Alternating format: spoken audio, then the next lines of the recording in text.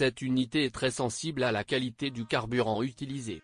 Si vous ne diagnostiquez pas ce système tous les 20 000 km, le problème de la perte de traction du moteur, du régime de ralenti instable et des difficultés de démarrage du moteur se posera inévitablement. Les inconvénients du Demio de deuxième génération d'occasion incluent également des plaintes constantes concernant la rupture des supports de pare-choc avant et arrière au fil du temps.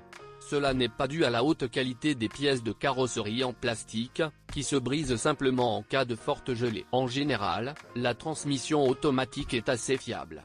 Mais il n'est pas rare qu'il développe une plaie dont l'essence est un coup de pied lors du passage de la première à la deuxième vitesse.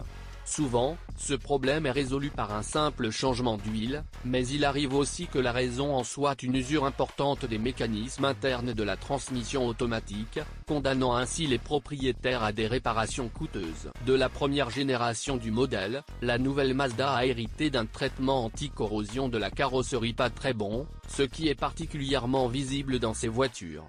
Les ailes avant en souffrent le plus. En raison de leur conception, elles sont fortement bombardées d'eau et de saleté, qui n'ont alors nulle part où s'écouler. En stagnant dans ces zones problématiques, elle conduit à une corrosion traversante.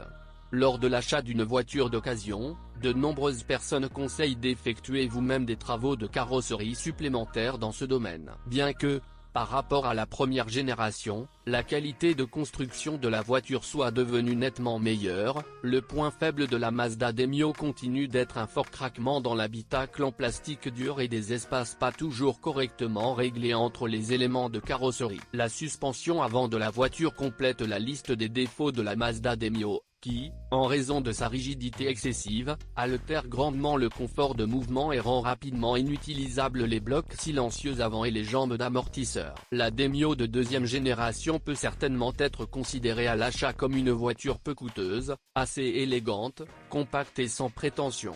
Mais avec tous les avantages énumérés, vous pouvez y trouver de nombreux inconvénients.